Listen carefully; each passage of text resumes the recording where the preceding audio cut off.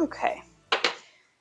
Probably going to have to go up a size from this one, but I'll at least start here. So what I am doing is adding casters finally to this table to first of all make it easier to roll around without it like having to just wobble everywhere.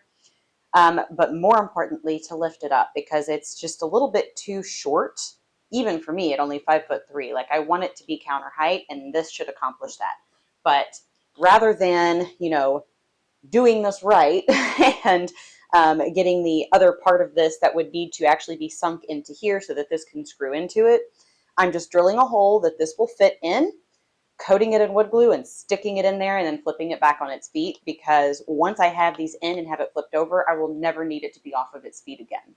So for this situation, I'm just making it as simple as I possibly can without having to spend extra money and do extra work. So that's what I'm working on, is getting this in. And then after that, I will be ready to work on some recipes.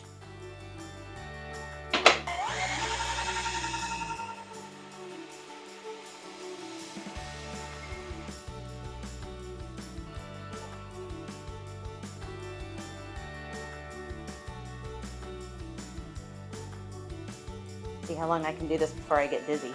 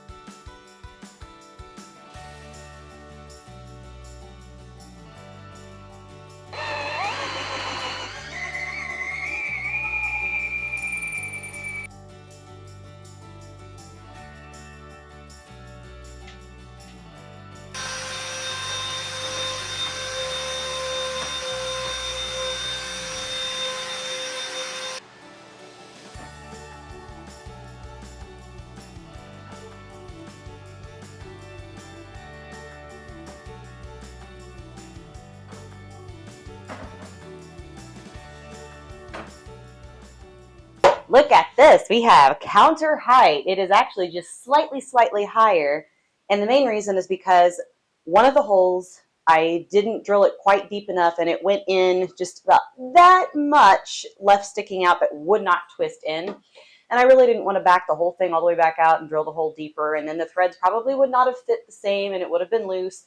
So rather than doing that, I decided to just back the other two out a little bit to match it, and then put the other one in to match it as well, the last one. So that's where we are. But yes, it rolls around and they are locking, so I'm going to lock them in place, but easy to move and definitely high enough to suit me now. I don't feel like I have to bend over to do anything. Something else you might have noticed is that you can see more of my kitchen, and that is because I am using a different lens. So Michael's, the guy that he traveled with last week, if you watched that vlog, and he was doing a work trip, so that guy is kind of like a hobbyist photographer, and he has a bunch of lenses and does, he's into the whole camera equipment thing. Now, I have a couple of good cameras and I have some good lenses, and I do videography for the vlog, and then I take pictures too, just for my own personal use, but I'm not, like a camera nerd or like really into all of that stuff. So he definitely is deeper into that world than I am. However, he had an extra wide angle lens that he had purchased, and he just really doesn't use it. He doesn't have much use for it. And so it's wide angle and it's a small zoom. It's like 12 to 24 millimeters with a little bit of a zoom. And that is what I'm using right now. He basically gave it to Michael to give me to use for a week to see how I like it, because he will sell it to me if I want it.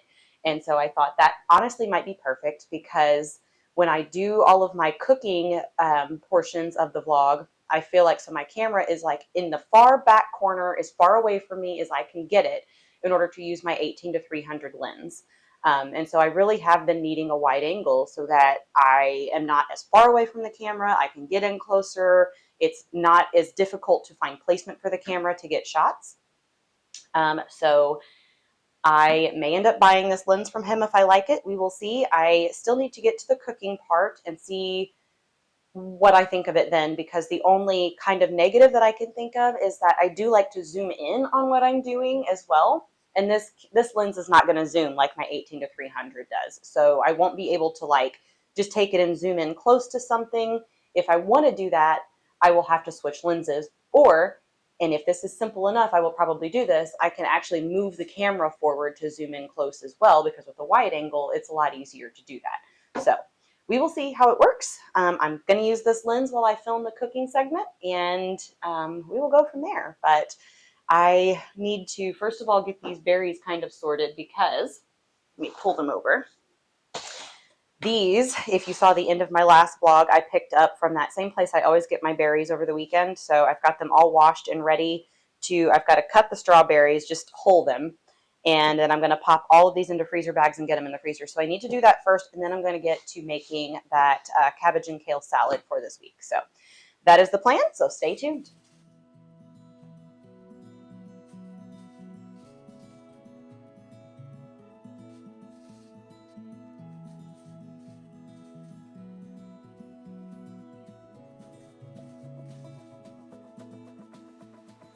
This is kind of the one thing that stinks about doing these bulk berries like this. Whenever the biggest portion of them is strawberries, you know, they're more work because you have to hold them. At least with the blueberries and blackberries, you just wash and store, and they're good. But I am not going to complain, because I got an entire flat of strawberries for $10. And, you know, I've done that before, but the last time that I did it, probably half of them were molding already. And for this one, they're actually in really, really good shape. I haven't had to discard, I think, a single full berry. There were a couple where I had to take just like a portion out of it, but all of the rest were good. So I'll take it. It means I save a ton of money, because, I mean, this is easily a month and a half, maybe even 2 months worth of berries for me. So, and to get them in the store, I would buy like a bag of frozen ones for $8 that would last me a week. And I bought all of this for around 20. So now that I've got all of the berries hulled, I'm going to get these transferred over into freezer bags and get them into the freezer. This one I think I'm going to cut. It's a little fat. But I think what I'm actually going to do, because I'm going to run myself short on time, if I try to make my kale and cabbage salad now. So I will probably just do that after work at dinner time instead of at lunchtime, because I do also want to run out to the garden and get a couple of things done. I still have those 2 sage plants from the weekend that I need to get planted. And then I need to cover my like day bed and stuff, because it is supposed to rain this afternoon at some point. I don't know when, because, you know, the weather predictions are always kind of pitiful. Originally, it was supposed to start raining around 8 a.m. and then it got pushed back to like 11 a.m. And now here it is, basically 1 o'clock now, and it's still like the sun is still shining. So I don't even know at this point when it's going to happen, but I do need to get prepared for that anyway. So that's what I'm going to do.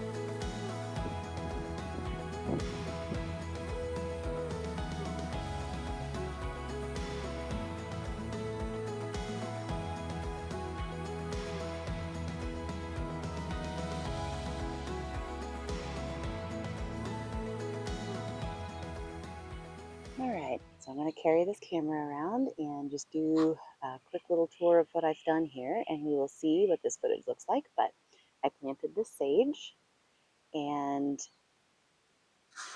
I planted the other sage right here because those were two places where basil had died. So I gave those a good water, but everything else I kind of just did a real light water because now it's saying there's about a 30% chance we're going to get some rain here in an hour or two, but then the rest of it looks like overnight, and even that is kind of questionable. So gave it a quick water. But the next thing I need to do is go ahead and pick some more kale. That way, after work, when I make my kale and cabbage salad, I have plenty of kale to put in it. And then these peas are also ready. I meant to do them yesterday, but I didn't get around to it. And we have a ton of them. So I'm going to go get a bowl. And here comes the sun. So let me adjust this so you can still see. But I'm going to go get a bowl and come out and pluck all of those pea pods that are hanging and ready to be picked.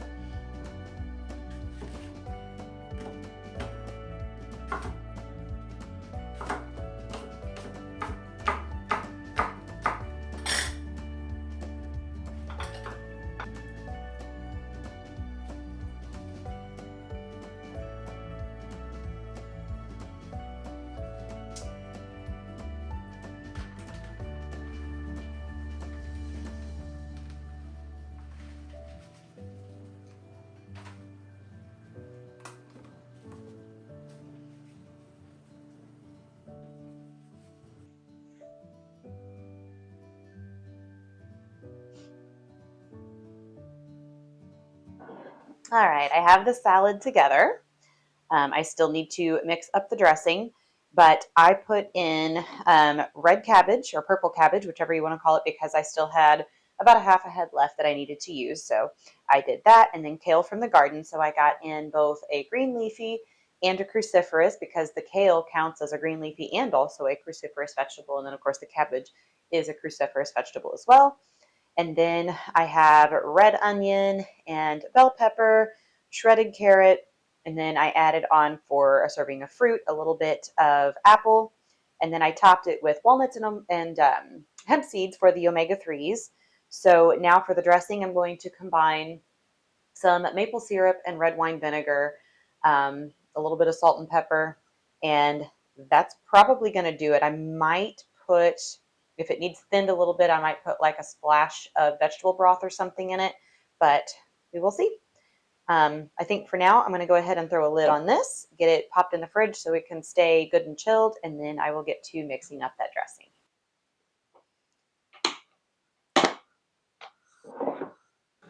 A good creamy tahini dressing would be good on this as well, but I forgot the tahini when I was at the store this weekend, and I'm going to make Baba Ganoush tomorrow for when we go to Cass for our weekly wine tasting. There's always like a little group of us, and so we take food sometimes with us. So I'm going to make my homemade crackers tomorrow, and I'm going to roast the eggplant and do some Baba Ganoush tomorrow, but I basically have just enough tahini left for that, and so I'm not going to put any in the dressing, but otherwise, that would be a good option as well for the dressing, especially for when you have any kind of a cabbage. It's more of like a slaw than a salad kind of, so the creamy dressings work really great on that.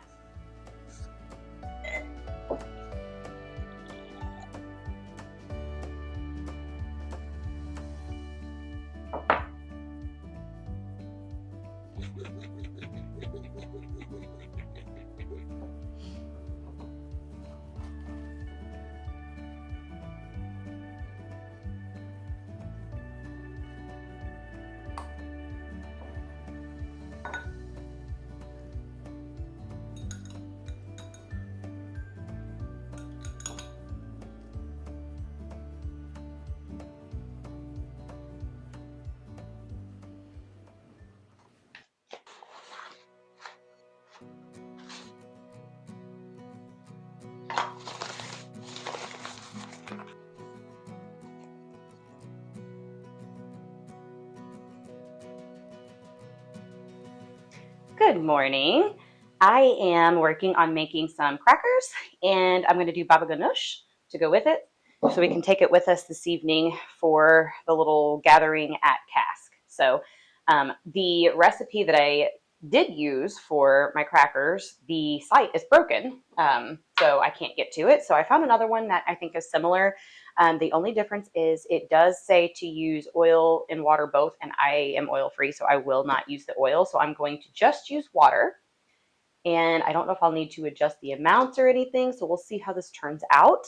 But I'm going to get these all together and rolled out and cut and put in the oven. It's honestly pretty quick. You just, the longest part's probably rolling out the dough and then cutting it and pricking it. But it's just flour and salt and water is all it is. Now you could add, any kind of seeds that you want, or, any flavoring, spices.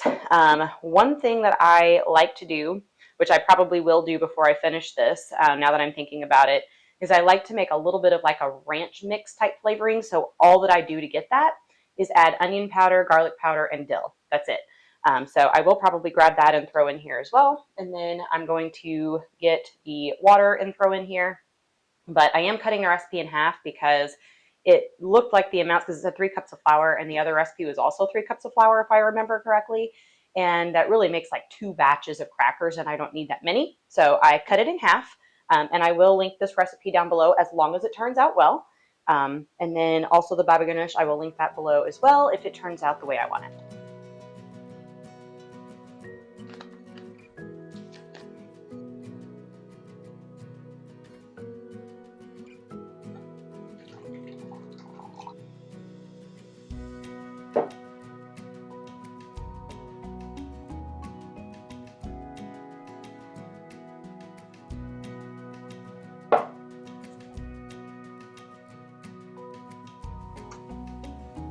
Okay, and so it does look like I'm going to need to add a little bit of water, extra water, to make up for not having the oil in it. Just drizzle a little at a time until I get it to the consistency that I need it. Yeah, that's looking a little better now, so.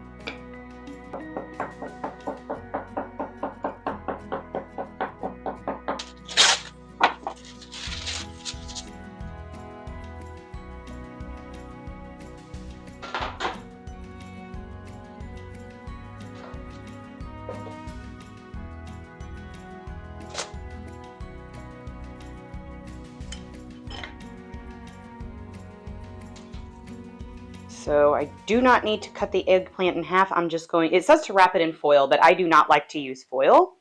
I don't like aluminum. As much as I can avoid it, I will. So I will get out, I'm pretty sure my Dutch oven is at Michael's house right now because we used it to make something for him for this week.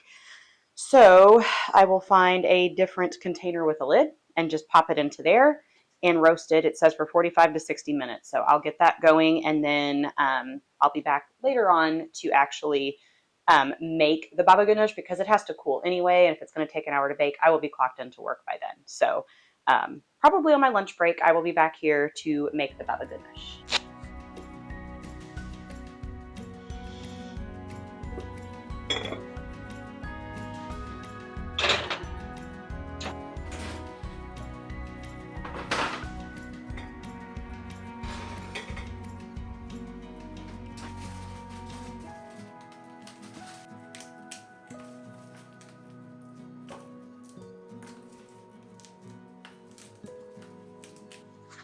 I think these really needed to bake longer because the last time I made them, they were all like snapping apart. And this is fairly still soft in the middle. So, and I used some whole wheat flour in this one, and the last time I only used all purpose. So I'm wondering if, it looked darker because of the whole wheat flour, so I thought it was done and it wasn't. So what I'm probably going to do when I'm done breaking all of these apart is all of the crispy edges that were really starting to brown, I'll go ahead and put in here. And then I'll take the softer bits and I'll put them back on the baking tray, and I will put them back in the oven for a little while. But I would recommend, if you're going to use this recipe, to definitely use like the full 15 minutes that it calls for, because I did 12 at first, I added 2, so I did 14, and it's still a little soft in the middle, and it should definitely be like snappy and crunchy. So just FYI. And this recipe also did say that you could use like a pizza cutter or a knife and cut them into squares and then bake them. But I really like the kind of rough look of breaking them apart. So I did not do that.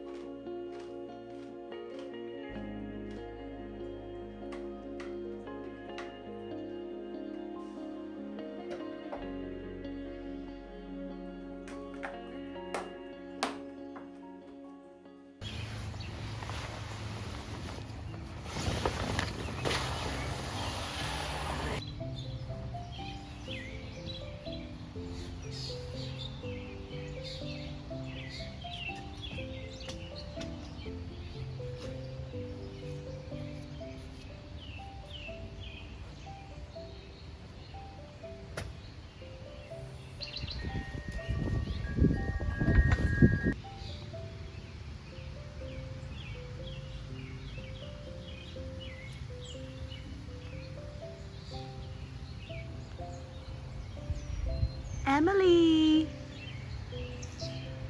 What you doing, little girl?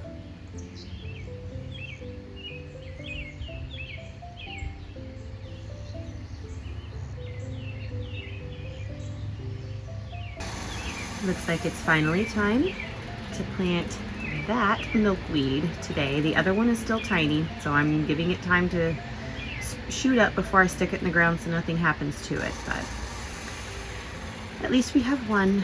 I planted 4, they all sprouted, 2 died. Here's where we are. I also need to mow the grass today because all of this rain, it has shot up. And it is definitely needing it. Was that hummingbirds, baby girl?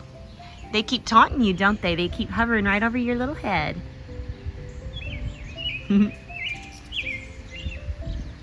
They're too fast for you.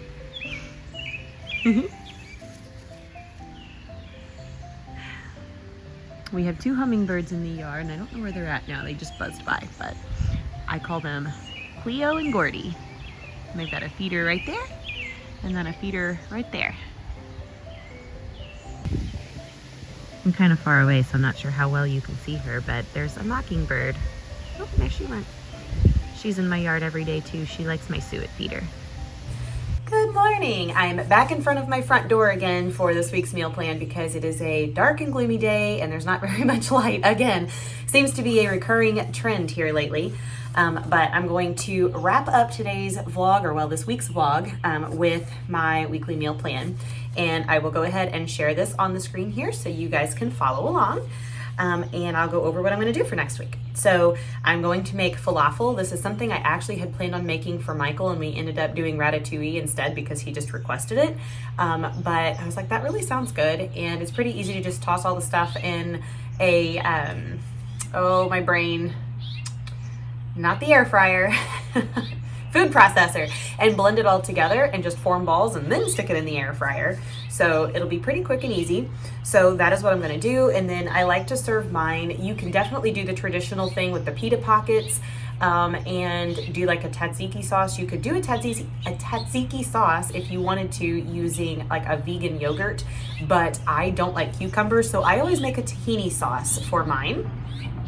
So I may get some pita pockets, and that way I have the option of doing it both on a salad or in a pita, but either way works perfectly fine. So that is what I'm going to do for myself for next week. And then, oh, for my son, this coming up week is his last week of school, and then he leaves for his dad's for the summer, and he'll be home on weekends after that. And so I'm not going to have to plan near as much stuff for him, which is kind of a relief, because if you have teenagers, then you know all about it, but they are so difficult to plan for because they're just picky about everything. Like this week, if you were here last week and you saw the chicken bacon ranch wraps that I did for him, I had said that I was not going to do plain ranch because he doesn't like it, so I was going to make a chipotle ranch. And so as I was mixing this up, I did the ranch dressing and I got out the sriracha and the Creole sauce, and he's like, I don't like sriracha, can you use buffalo? Okay, yes, I'll get out the buffalo. And then I went out to the garden and I picked some lettuce so I could put lettuce on his wrap. And he's like, I don't like lettuce on my wraps. Like literally everything I ever make for this kid, there's always something about it that he doesn't like. And he used to not be picky at all. And the older he gets, the worse he gets. So I swear on my life, I will be so glad when I don't have to keep dealing with that anymore. But anyway, so for this week, I have planned the ham sliders that I know he will eat, and then I have a ton of eggs because, you know, he likes to eat eggs, so then I got eggs, and then all of a sudden he's not been eating the eggs, so they're just sitting in my fridge and dying. So I'm going to make a quiche so I can use up a good chunk of those before he leaves for the summer, because I'm not going to eat eggs. And my oldest son does not eat, like, if you think the pickiness is bad out of my youngest, my oldest basically doesn't eat anything, and he doesn't eat at home anymore anyway because he's 19, and so he just wants to go, he works at Jimmy John's, and so he just gets all of his food from there, I swear. So anyway, not intending for this to be a teenager rant, but you know, if you're a mom of teenagers, you get it. So for him, that is the plan for this coming up week. So a lot of the stuff for the quiche in particular, and I just realized I need to add pie crust to this list because I do not have it on there, but the stuff for the quiche I already have. Really all I need to get is like the ham, bread, cheese for his sliders. Everything else I have. And then for my falafel, I have everything. I've already got dried chickpeas, and for like the greens, my garden, I finally have a good crop of lettuce in my garden, so I can pick all of that from out there. So the only thing I need to get is probably some pita pockets, which I will also add to this list because I hadn't really thought about it. And then cilantro, because I do have cilantro growing in the garden, but it's about this tall, so it's definitely not ready to be used yet. So that is the plan for next week. So I will, as always, have this on my blog. So I will have that link down below. So if you want to go and download the printable or downloadable PDF version of this meal plan, it will be there for you. And then next week, we will be back here making the falafel and the green salad, pita pocket, whatever we're going to do. We'll be back here to make that then. So come on back next week, hit that subscribe button, and we can cook this stuff together. In the meantime, thank you for watching, and I'll see you soon. Bye.